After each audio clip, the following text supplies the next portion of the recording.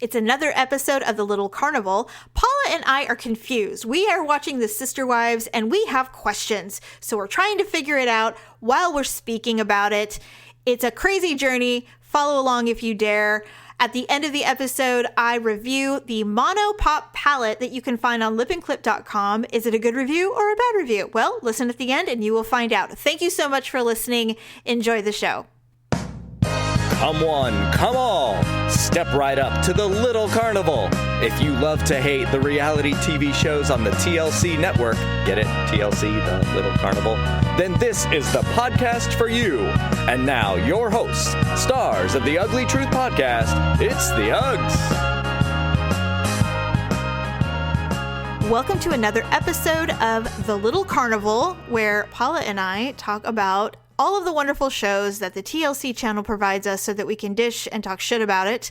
This is a fairly quick turnaround because usually it takes us a couple of weeks to do another TLC, but we want to talk a little bit more about the Sister Wives because it's clear there's clearly been some changes in the show. The joy level is low. So, I mean, I don't know. You and I talked a little bit briefly. You and I talked briefly a little bit after the show last week that you thought there was some weird shit going on and you had some questions.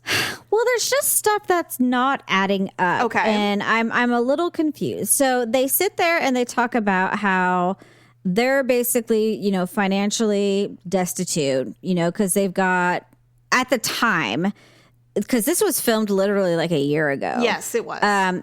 At the time, they had the 2 houses in Las Vegas. Mm-hmm. They had apparently another property that I think they had rented out. Mm-hmm. I don't know where that was. Okay. They had one property that they purchased in Las Vegas, which is where Christine lives. Oh, you mean in Flagstaff?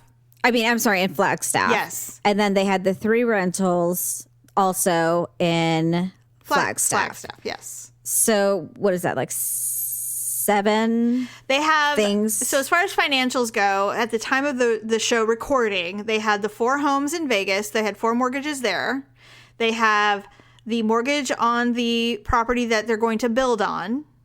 Then they that's right. Then they have the 3 rentals, and then Christine owns a home. And that's right. So however many that is. Whatever. So that's a lot. That's a lot. Yeah.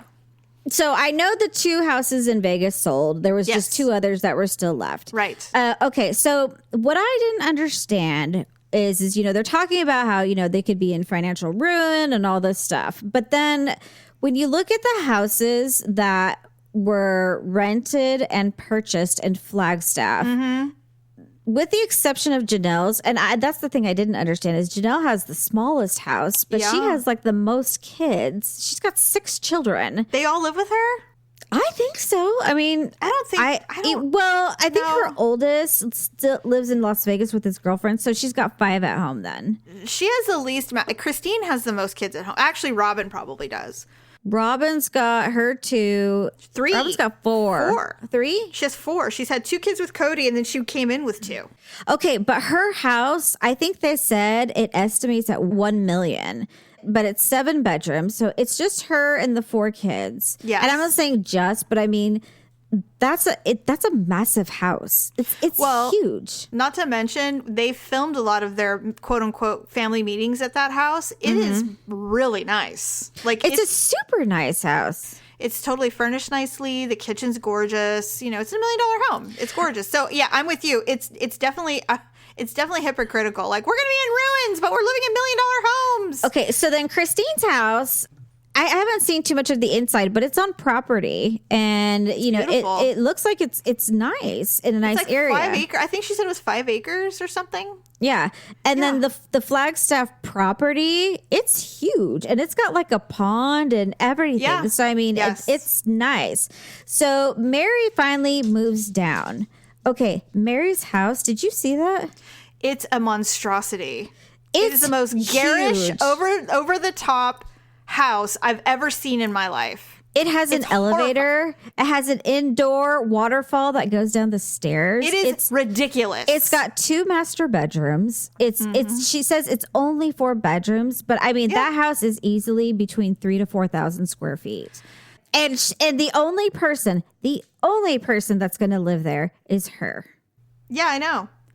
And so I'm just like, why on earth? And I'm looking at this situation and I'm like, give Janelle that home and have Mary move into Janelle's house since it's so much smaller. Okay, why on earth does Mary need that massive house? Well, here's the thing.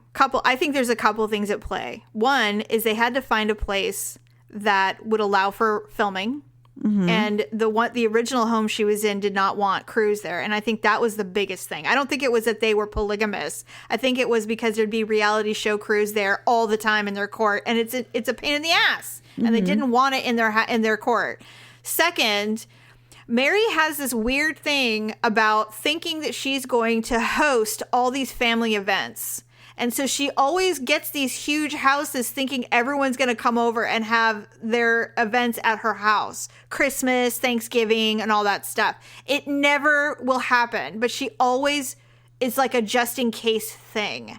It's so strange. None of the children want to stay with her. None of the husband and none of the wives go there. They hate her house. They've already told her. They're like, that thing is a pain in the ass to navigate. We'll unpack the little things for you, but we're not moving that shit up those stairs. Hire somebody. And I'm just like, yeah, bitch, hire somebody. I'm like, I don't know why everything has to be everything she says. It's like this attack that they don't want her in the family anymore. There's a rumor she has a boyfriend. Well, that wouldn't terribly surprise me. The thing is I'm just like, why on earth would Cody agree to her getting that home? Because she's paying for it. Okay. Oh my God. I'm going down the rabbit hole on this stupid show. There is a Reddit forum for the sister wives. And the basic assumption based on innuendo and, people knowing 10 people removed from them is that she does not put in any money into the family fund anymore. And that she's bankrolling her life. And so if she wanted to pay for this house, then she's paying for the house. And that's just all it is.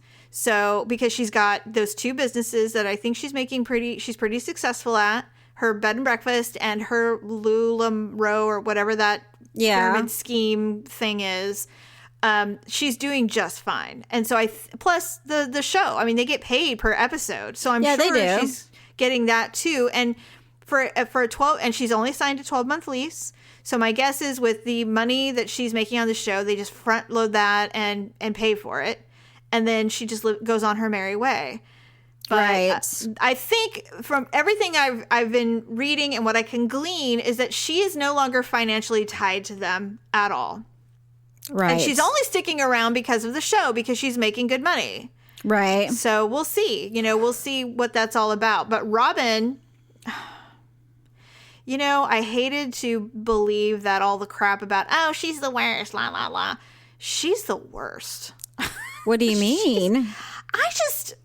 She's very manipulative, and she's really, they have no sympathy for Mary at all. Here's a woman who is desperately clinging to the only family she knows and trying in her own weird way to be a part of things. And Robin's like, we don't feel sorry for you. It's like, what's the big deal? What's the big deal? What's the big deal? Because it's like, so Cody is very busy. He's so busy. And I'm just like, what? Who voted you the spokesperson for this person? Well, because she's the first wife now. And you know what else I didn't realize is one of the reasons that he probably married her is she had so many kids under 17 for the tax write-offs. For the write-offs. She had the most kids. She had the most kids under the age of 17. So he gets to write all the kids off. No, the mothers they're all his. Yeah, but the moms get to write them off, not him. He gets to write off only Robin's. Because they can't file joint with him. Robin's the only one that can file joint. Yeah, that's probably true. It's the more I watch it, I mean, obviously we're going to continue watching it, but the more I watch it, the more I go, what are these women doing? Like, somebody said that Christine's getting better looking. She's thin. She's much happier now. And, she's really cool with everything. And I'm like, no, she is so deluded. Like, she's like, oh, life's great. It's not. It isn't. And she's like so opposed to the whole, we're all going to live in one house thing. Well, and that's the thing I don't like. So I didn't realize until they showed some snippets of when they very first started recording. They used to be really, really plain. Like, do you remember how? Mary was stick thin. Yep. And they were all very plain, very modest, didn't wear a lot of makeup. Nope. You know, their haircuts were very just simple. Cut their own hair, obviously. And the only one I think that really kind of wore makeup maybe was Janelle. And I think it's just because she worked. But even then, it was pretty simple. It wasn't, super flashy. And then now you watch them and it's just like, they're just like head to toe, metallic eyeshadow, eyeliner, mascara, lipstick, jewelry, these blazers with these pants and these fancy shoes, and their hair's always done, highlighted or, whatever. The reason that they did that, first of all, they have money. They have money, and they saw what they look like. Well, but the thing is there was nothing wrong with the way they looked. Well, I honestly think regardless of how many wives you have, reality TV ruins marriages. It just does. How many super successful reality television shows about married people really last? They don't. They fall apart. Fame hits and they fall apart. I think life was a lot simpler when they were in Utah. Life was a lot simpler when they were in hiding. Well, they were in Utah. I think that, they probably were a lot happier because things were a lot simpler. And I think when he married Robin, things got a lot more complicated because she was so much younger. Yes. And she looked really different. She does look different than the rest of them. And so I think it made them feel really self-conscious. And so... Oh, for sure. And they always talked about, Cody's always wanted a trophy wife. And I'm like, wow. And then when they moved to Las Vegas, there was just, this feeling of needing to, I guess, keep up with the Joneses. I think Cody's the one that's a lot more materialistic than... Based on his plans and thinking he has all this money, I would agree. I maintain that Cody fools around because he's not fucking all those women anymore. So it's like, I think he's fooling around personally. I think when a guy gets really thin and in shape when he didn't care before and now suddenly it's important to him, he's only 51. Yeah, that's young. So I mean, it wouldn't be surprising at all. There was a little bit of a rumor that he was interested in Robin's niece. Yeah, I heard. Wasn't she like only 18 or something? No, she's 28. Oh, okay. She's 28. But somehow that didn't work out. I thought Robin put a squash to that. I would imagine. That's gross. Yeah. To me, that's gross. But she also did not follow them to Flagstaff. She stayed in Vegas. And then the other thing, maybe we already talked about this, but none of the wives, and I don't think anybody really got clear as to why they ever left Vegas.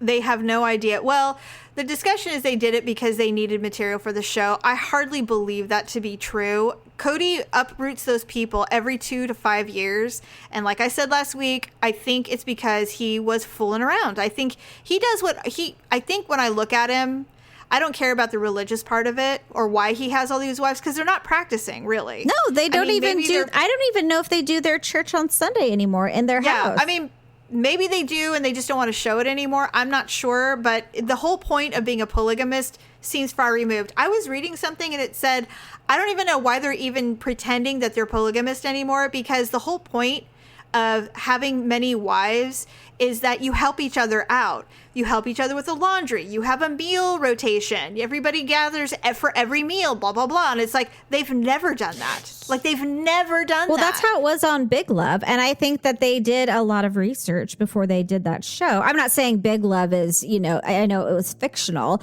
but they did a lot of research. And so I think that was more fashioned after a traditional plural family. Yeah. Absolutely.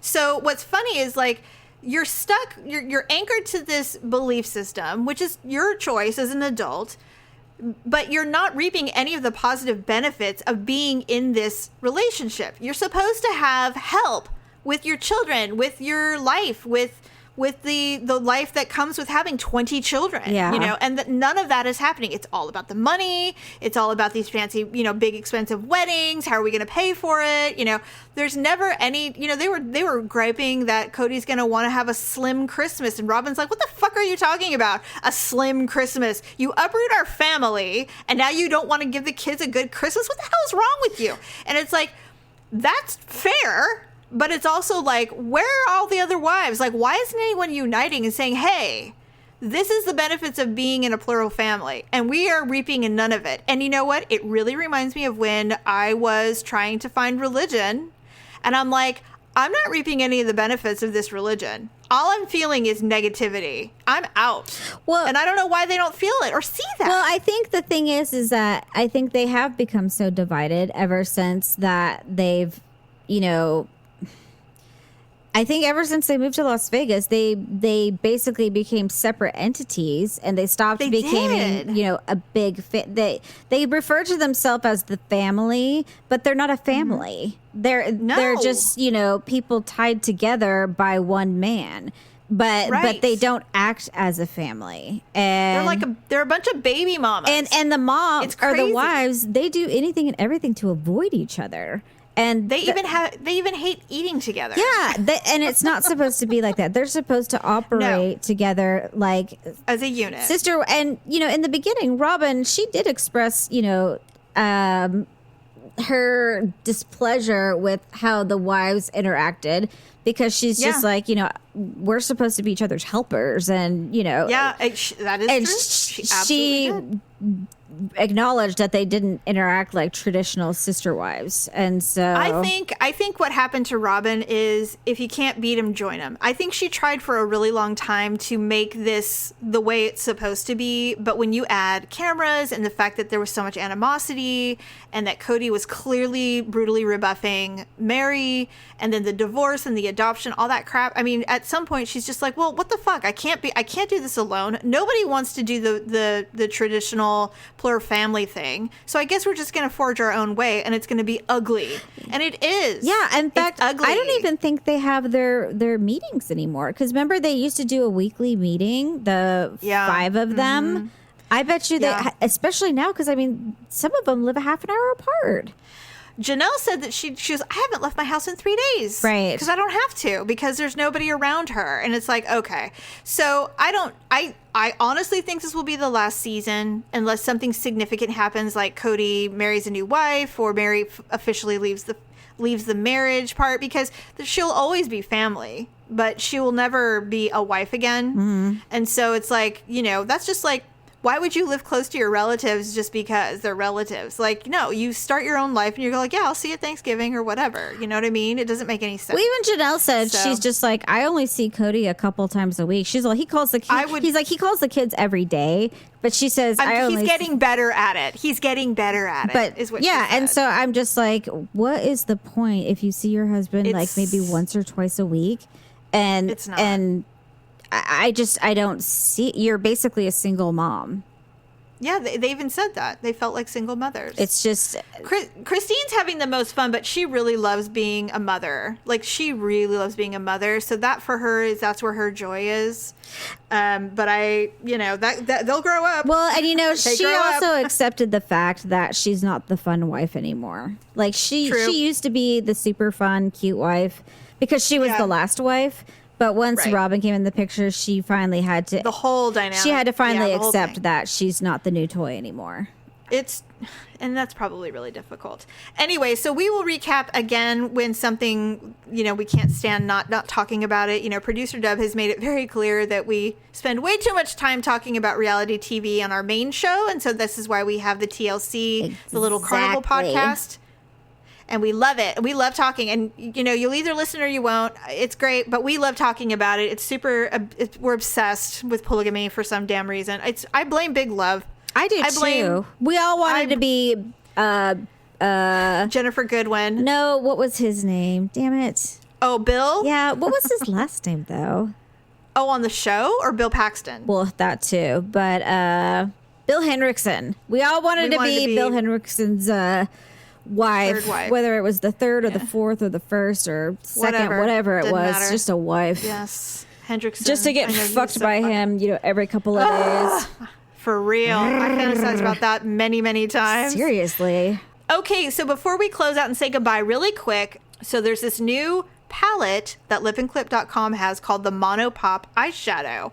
There's two shades. There's modern mood coral and then mood brown. And I bought the mood coral because I'm like, well, these look like ColourPop, which is one of my favorite palettes. And these are super cute. And because it's only $18 and, I'm like, why not? I'll just see what it's all about. The packaging is expensive. The palette is heavy. It's got a beautiful mirror. It does not come with a brush. So if you are into makeup and you do, smoky airs or whatever, you probably have eyelash or eyeshadow brushes anyway. So please consider that when you buy this, that it does not come with a brush or an applicator. You definitely need to have your own. But they also, the way it said, you can use your finger. They're tiny. You can totally create a look with your finger. Really loved it. Very neutral. Perfect for pretty much anybody. Now the pigment does go on light, so you would want to layer if you want a heavier look, but what I would suggest is putting an eye primer or concealer on your eyelid before you use it. And then you get all the beautiful colors. And there's a lot with glitter. There's some mattes. There's a dark. There's a white, a light color. It's really worth the money, and it's really, really cute, especially for every day.